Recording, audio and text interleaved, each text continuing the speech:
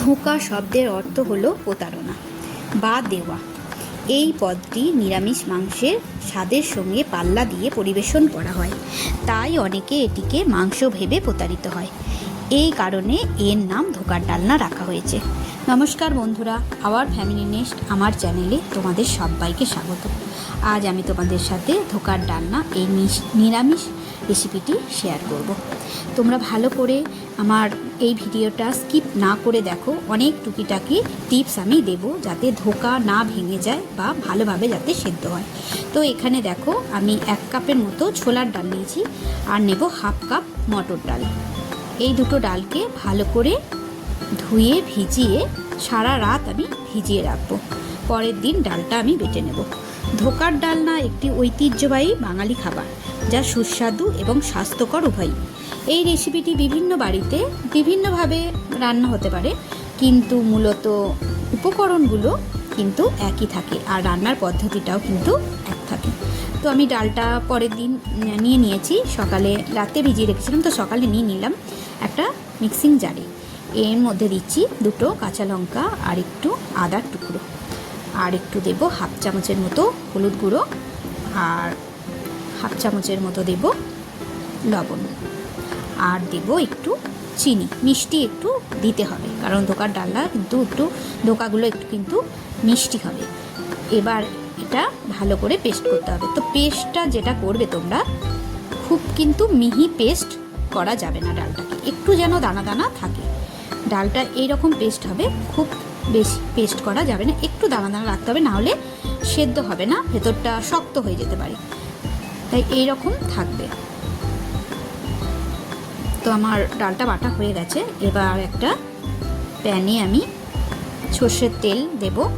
সর্ষের তেলই রান্নাটা কিন্তু খুব ভালো হবে, টেস্ট সর্ষের তেলই ভালো আসবে। সর্ষের তেল দিলাম, এতে ফোড়ন দেব।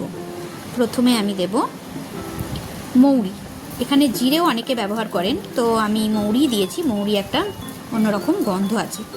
আর দেব হাতে একটুখানি ক্রাশ করে কালো জিরা ফোড়ন দিয়ে দিলাম, সামান্যই দেব। আর দেব এতে একটুখানি হিং দিলে একটু সেন্ট আসে, তাই একটু হিং দেব, একটা মিষ্টি গন্ধ আসবে। গ্যাসের আঁচটা একদম কমিয়ে রাখবে।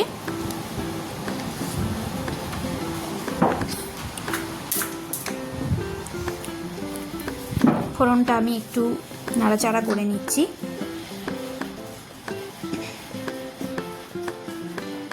এবার আমি ডাল বাটাটা এর মধ্যে দিয়ে দেব।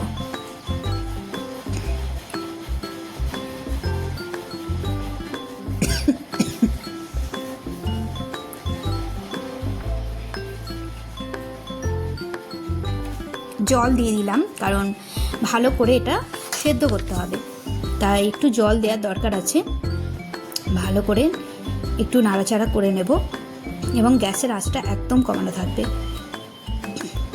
এই অবস্থায় খুন্তি দিয়ে ভালো করে নাড়াচাড়া করে নিতে হবে। এখানে লবণ মিষ্টি সবই দেওয়া আছে, তাই আমি আর কিছু দেব না, সব কিছু দিয়েই আমি বেটে নিয়েছি।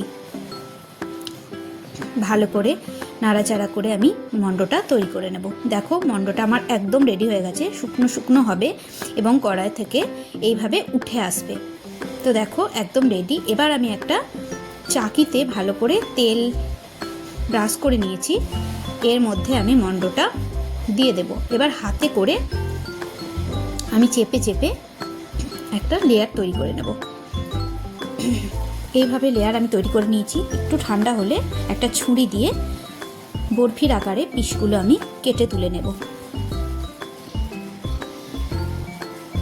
তো বন্ধুরা, তোমাদের যদি আমার এই রেসিপিটি ভালো লেগে থাকে, বন্ধুদের সাথে শেয়ার করো, লাইক দিও এবং কমেন্ট করে জানিও কেমন লাগলো। আর নতুন বন্ধু হয়ে থাকলে আমার চ্যানেলে অবশ্যই আমার চ্যানেলটিকে সাবস্ক্রাইব করে দিও। দেখো, আমি পিস পিস করে কেটে নিচ্ছি।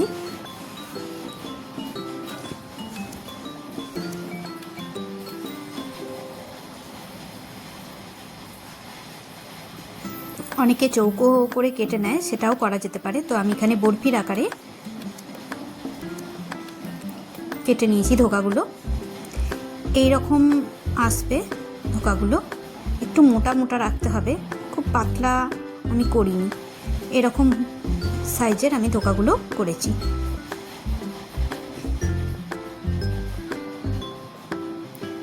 বরফির মতো কেটে নিয়েছি। তো এবার আমি কড়াইয়ে 2 চামচ সর্ষের তেল দিয়ে নুন হলুদ মাখানো আলুগুলো ভেজে নেব। এখানে আমি 2টো আলু নিয়েছি, 2টো আলুকে আমি চৌকো চৌকো করে কেটে সর্ষের তেলে একটু ভেজে রেখে দেবো।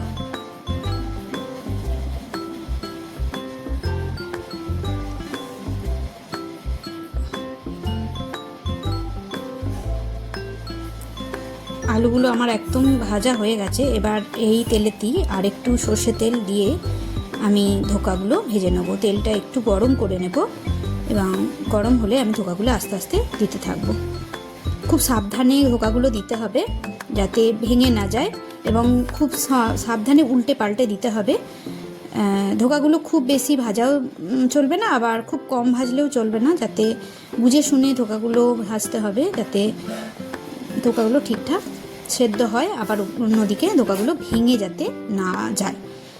ধোকাগুলো খুব সাবধানে আমি উল্টে পাল্টে ভেজে নিচ্ছি। ধোকা ভাজতে একটু বেশি তেল লাগে। গ্যাসটা মাঝারি আঁচে রেখে ধোকাগুলো ভেজে তুলে নিতে হবে।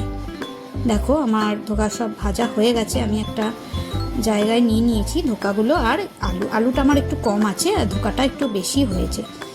তো এবার আমি রান্নাতে চলে যাব। ওই কড়াইয়ের মধ্যে আমি সর্ষের তেল দেব কিছুটা। এবার এতে আমি ফোড়ন দেব। ফোড়নের জন্য আমি নিয়েছি 2টো তেজপাতা, একটা শুকনো লঙ্কা, ছোটো এলাচ, বড় এলাচ, দারচিনি আর লবঙ্গ, আর একটু সাদা জিরে। ফোড়নটা একটু নাড়াচাড়া করে একটু মিষ্টি গন্ধ এলে এর মধ্যে আমি মশলাটা দিয়ে দেব। এখানে আমি আদা জিরে আর লঙ্কা বাটা দিয়েছি, একদম নিরামিষ মশলা, আদা জিরে আর লঙ্কা বাটা। ধোকার ডালনা যে কোনো ভাত রুটি বলো বা পোলাও সঙ্গে খেতে খুবই ভালো লাগে। নিরামিষ দিনে এই তরকারিটা খুবই চলে। মাঝে মাঝে অন্যরকম রান্নার সঙ্গে ধোকার ডালনা করলে বেশ ভালোই লাগে। এবার আমি হলুদ দিচ্ছি, কাশ্মীরি লঙ্কার গুঁড়ো একটু দিয়ে দিলাম। মশলাটা একটু তেলে ভেজে নেব। এবার এর মধ্যে দেব টমেটো পিউরিটা। একটা টমেটোকে আমি বেটে টমেটো পিউরি করে নিয়েছি, তো টমেটো পিউরিটা এতে দিয়ে দেবো। একটু ভালো করে ভেজে নিতে হবে, নাহলে টমেটোর কাঁচা গন্ধটা থেকে যাবে। সেই জন্য একটু ভালো করে মশলাটা কম, গ্যাস কিন্তু একদম কম আঁচে থাকবে, দিয়ে ভালো করে নাড়াচাড়া করে নিতে হবে। এবার আলুগুলো দিয়ে আস্তে আস্তে কষিয়ে নিতে হবে। এখানে আমি চন্দ্রমুখী আলু ব্যবহার করেছি, তোমরা ইচ্ছা হলে জ্যোতি আলু নিতে পারো। নিরামিষ তরকারিতে চন্দ্রমুখী আলু খুব ভালো টেস্ট হয়, তো সেই জন্য আমি চন্দ্রমুখী আলুই ব্যবহার করেছি। দেখো মশলা কষানো হয়ে গেছে, আলুগুলো একদম রেডি হয়ে গেছে কষানোতে। এবার লবণ দিয়ে দেব, আর দেব একটুখানি মিষ্টি, 1/2 চামচের মতো চিনি আমি এখানে ব্যবহার করেছি।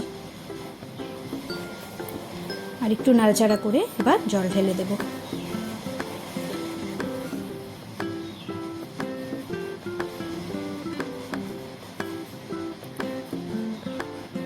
এবার আমি জল দিলাম, জল দিয়ে আমি আলুগুলো একটু সেদ্ধ হতে দেব। অনেকেই বাজারের প্যাকেটে যে ধোকা মশলা পাওয়া যায় সেটা ব্যবহার করো, কিন্তু একবার বাড়িতে ডাল বেটে এইভাবে রান্না করে দেখো কত সুন্দর খেতে হয়।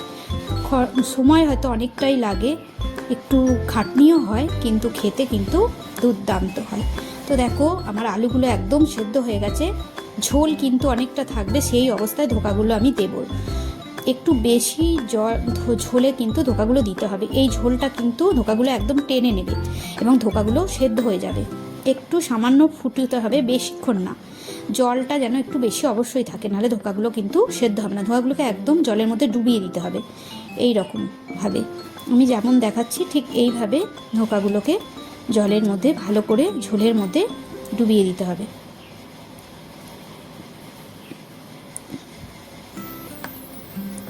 এবার আমি এর মধ্যে দিয়ে দেব গাওয়া ঘি। গাওয়া ঘি আমি ওপর থেকে ছড়িয়ে দিচ্ছি, আর দেব একটু শাহি গরম মশলা। তোমরা গরম মশলা বেটেও দিতে পারো, তো আমি এখানে শাহি গরম মশলা দিলাম। এবার বন্ধুরা এটা কিন্তু আমি এখনই থালায় নেব না বা কোনো পরিবেশনের জায়গায় নেব না, এটাকে আমি চাপা দিয়ে একটু রেস্ট করতে দেবো। গ্যাস অফ করে দিতে হবে এবং চাপা দিয়ে দিতে হবে। এটা 5 মিনিট এই অবস্থায় থাকবে। 5 মিনিট পর দেখো আমি নামিয়ে নিয়েছি। এবার গরম গরম পরিবেশন করা হবে ধোকার ডালনা। আজ তবে এই পর্যন্ত, দেখা হচ্ছে অন্য কোনো ভিডিও। নমস্কার।